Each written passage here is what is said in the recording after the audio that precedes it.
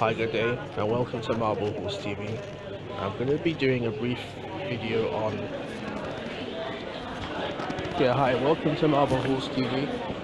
And I want to discuss very briefly, well not briefly, sorry, because we're playing that lot this weekend, I want to discuss about that lot. Now, I can't speak for every gooner out there, but I just want to discuss and specify why, frankly, that lot, deserve to be hated by us. This wouldn't reflect, frankly, every gooner's belief out there, but it's my belief, mostly, so it's my subjective view, that would represent a lot of other gooners' views. So take it with a pinch of salt, really, but it's just my view, just like a special ahead of the game with that lot. Now, again, this is just my opinion, so this doesn't reflect every view, but it's just that lot. Well, if you look at the game as it stands, or I should say the respective league positions of us and them, you have to say objectively, well not objectively, it's just a basic fact, that lot are doing better in the league than us. They're second, they could still potentially win the league, but I still think, what's their name, Chelsea will win it.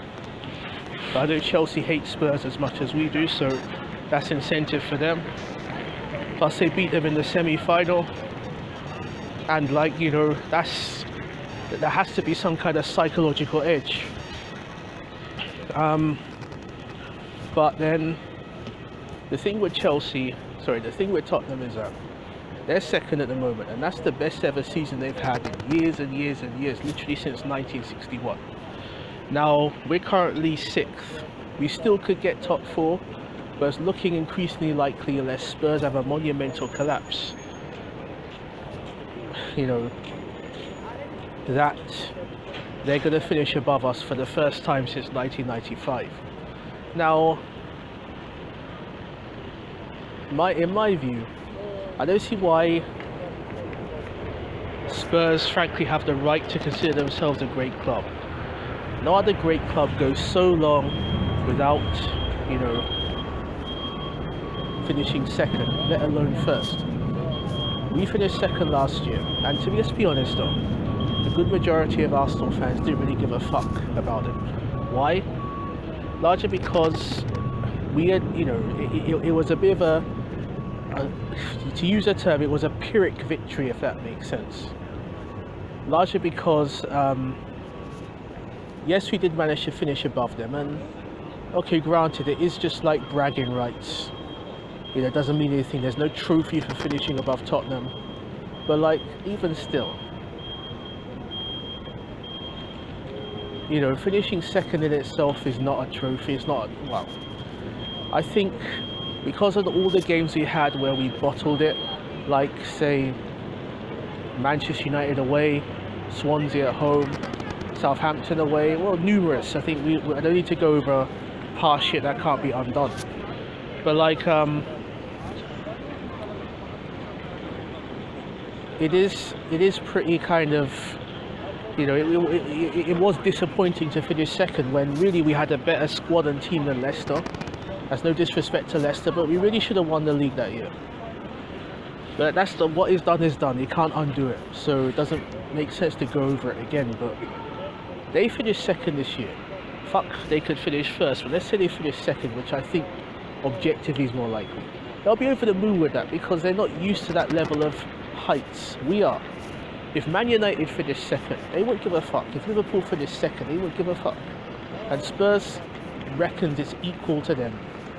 That's what their manager even said. Their manager said, you know, Tottenham's the biggest club in England, which obviously is nonsense. And then to say Man United and Liverpool are as big as Spurs, or Spurs are as big as them, is nonsense also. And that goes on to another point, that Tottenham really have fucking delusions of grandeur. To be fair, Spurs are a big club. They do have some history, I'll give them that. They do have like a reasonable fan base. You know, they did manage to get 80,000 in Wembley, and it looks like they're going to fill their new ground regularly. To the same extent, we fill our ground. But apart from that, they're bigger clubs. Manchester United is the biggest football club in England. I mean, most in the UK, if you include Scotland, Celtic and Rangers. I don't think that's pretty indisputable. They have the most trophies now officially. They have the biggest turnover, the biggest global brand, the biggest fan base, biggest stadium, won the most titles. The only English club or British club to have won the Club World Cup. Liverpool's won more European trophies overall, but you know, speaking of Liverpool, you would say they're second, and Arsenal's third, right?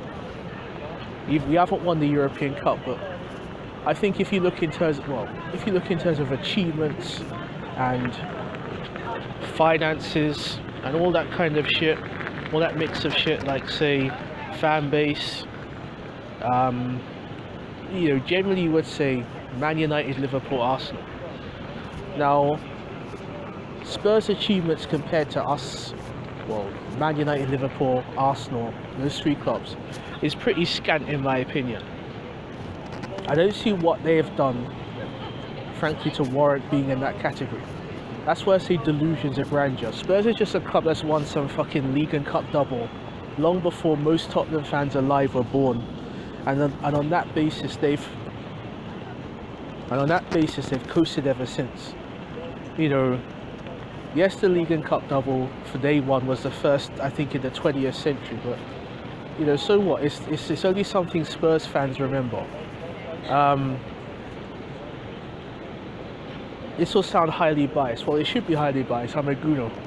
But I think our Invincibles, yes, Preston North End did it, but that was a different era of football. Football was in its infancy, and when they did it 1889, you know, it wasn't as big a spectator sport. That only really came on stream in say the 1920s, post-war period. You know, there was no World Cup, there was no FIFA. You know, I think probably the FA and the SFA were the only probably two existing like associations in the world. I'm not 100% sure on that, but it wouldn't surprise me if it were. To do it in the modern era with a far different nature of the game, far different tactics, far different preparation, far different model, is, in my mind, frankly superior. It's as simple as that. And you know, it stands as a great distinction in my opinion. To be fair, as does United's treble. No one's done it before. You know, Spurs is just a club that, again, it has a lot of delusions of grandeur. They would say we have delusions of grandeur, but if we do, and I don't think we generally do, no, well, look at it this way. If we have delusions of grandeur, Arsene Wenger's never said we're the biggest club in England. Arsene Wenger's never said that. Actually, Arsene Wenger probably has said numerous times that we rival Man United and Liverpool, because we do, based on our tradition, our size, our scope. Yes, they've won a lot more trophies. They've won trophies we've never won. Nonetheless, we have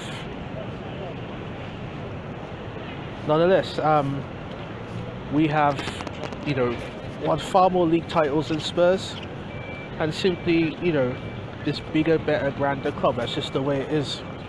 So there's no other club really that can be the third club in England, which I think, generally speaking, that's what we are. Now, another thing is that Spurs talk about, oh, they won more European trophies than us, which is true. We've won the Fairs Cup and Cup Winners' Cup. They've won the Cup Winners' Cup, 2 UEFA Cups. But I don't really accept that as kind of like a valid critique or valid of anything, for fuck's sake. Because, you know, so what? Nottingham Forest has won the European Cup twice. So what? That doesn't make them in itself a bigger club. They sound like Chelsea fans in that respect. You know, as I said before, to reiterate, Liverpool's won more European trophies than Man U, but that itself doesn't make them a bigger club. When you're talking about club size, it must be done in a holistic sense. And this leads also to my latter point. Not latter point, I have a few more points to be honest. Do Tottenham have a global brand? They don't. Could they have? It depends. It depends on, you know, what they do with their new stadium. And the thing is, we'll still be around. We'll still have a big stadium. We'll still be earning big revenues, just like they would, to be fair. We can still attract top players because we have that head start. You know, I'm a marketing professional. I'm a digital marketer, so yeah, I'm part of the marketing profession. And one saying, I won't say saying, well, not so much saying, but a piece of jargon that we have in our industry is called first mover advantage. So if you're the first to do something or launch a new product, that gives you an advantage in how to do that product. You can get more market share and you can lock yourself in with the bigger brand. Okay, to put it in a different context, it's like, let's say someone makes a new kind of beer and they create a new market surrounding that kind of beer.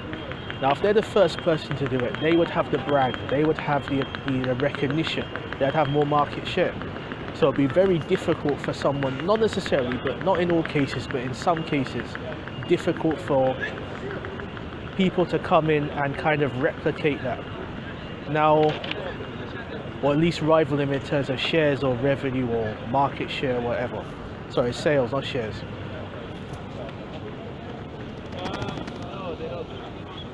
Now, similar is true of us, you know. No one really gives a fuck about Spurs overseas. They've done nothing really apart from their double, which, you know, and really we've just lost our way slightly. Which is why, if you've heard many of my videos before, you would say that I want Wenger to go. You know, I think I have a lot of respect and reverence for what he's done for our club. You're speaking of global brand, that's because of him. That would be his eternal influence on the club, but like, I just think building a big stadium and earning a lot in itself wouldn't mean much. You have to have the success, the continued success and longevity to go along with that. Can Spurs do that? Possibly. They'd have the resources and tools, but so would we. Because I think essentially that when Spurs' new stadium gets on stream, their revenues and ours will be pretty similar. So it'll be dependent on who manages themselves better. But again, Spurs have to have a more continued major success. And I think it's far more difficult for them to do it than we did it under Wenger. Why? A few reasons. One, we had far less competition. There was only really Manchester United. Yes, there were other top teams, but not to our level or Man U's level. Look, how are things now? Man City, Man United have far more money than Spurs, bigger clubs than Spurs in many respects. So Spurs' model is going to be more organic. Kind of like how ours was, kind of like how Liverpool trying to do it. So if Man City get it right with Guardiola, if Mourinho gets it right with Manchester United, they would piss Spurs out the water because of their bigger resources.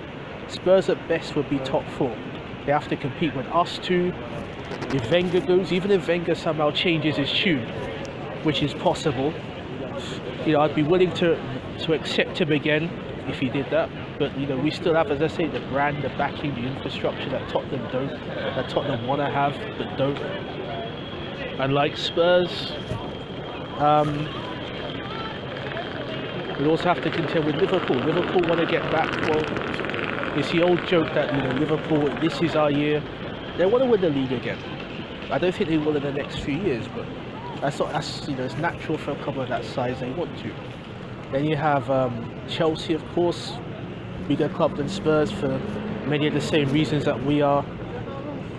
Compared to them, they have still Abramovich around. So whether Spurs can actually build a global brand like us, or like Chelsea, like Liverpool, like Man United or Man City, remains to be seen. And I think part of the reason Spurs have done so well is that they've been pretty consistent. Chelsea have fluttered. Well, I still see Chelsea win the league. They won't win a double though.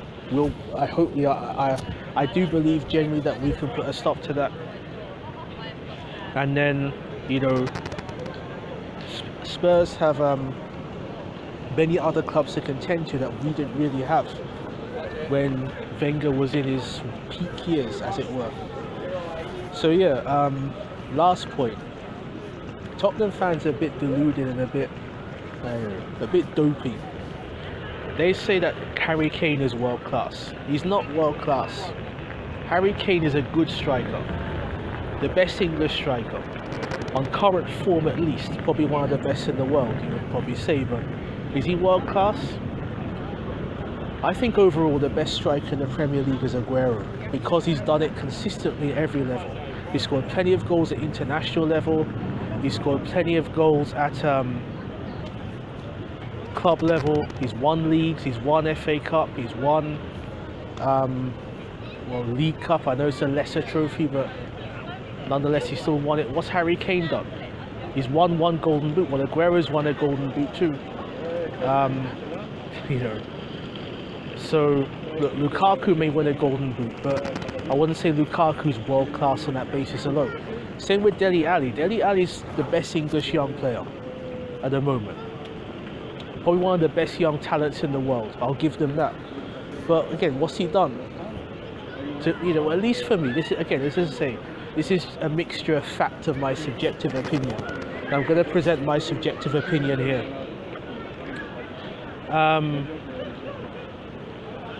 Dele Alli's not world class. He can be in the next 3-4 years, definitely, but not until he does it consistently at club level. Sorry, not club level, international level, European level.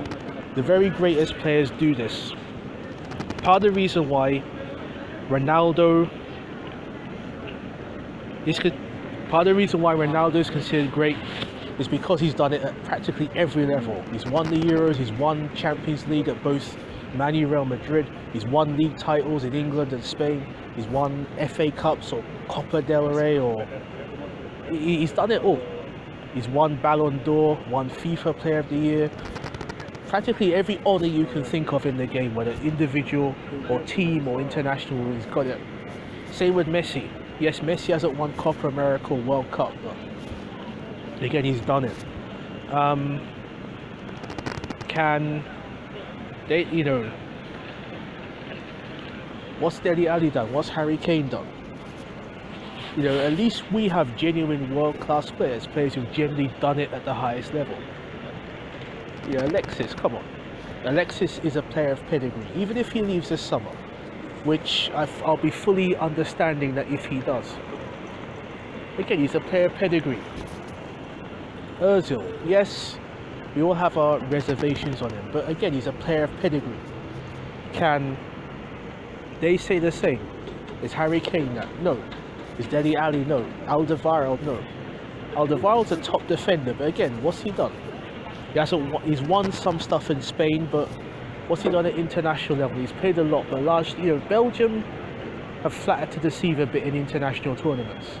This is the best Belgian side probably in years, because, you know, people like Hazard, people like I don't rate Fellaini, but he's still playing for Man U and playing at a high enough level, I guess. Excuse me. People like you know, Lukaku. I'm sure lots of others I probably missed out too, but like, you know, they haven't qualified for many World Cups. In the last few years they lost to Wales. Now, it's no diss of Wales, you know, they're British too, but like I am, but you know, they really should be doing better with the quality of players they have. So that's kind of long. Yeah, sorry, bear with me, and there's a lot of hustle and bustle in the background. I'm actually recording this at an airport. You know, the town I live in has a, well, not a big airport, but in the UK it's one of the biggest in the UK, but certainly not as big as what's his name, Heathrow or Gatwick or Stansted or like Manchester or Birmingham. So you probably hear a lot of like engine noise and people talking, and you know, people rushing. So if there's a lot of background noise, I apologize for that. It's not something I can help where I am. So like yeah, I'm gonna actually do a preview, but this is an almost 20-minute rant, or not rant, but statement of why Spurs are shit, why Spurs is an inferior club, and you're a club that cannot be great if it goes so long without frankly finishing second, let alone champions.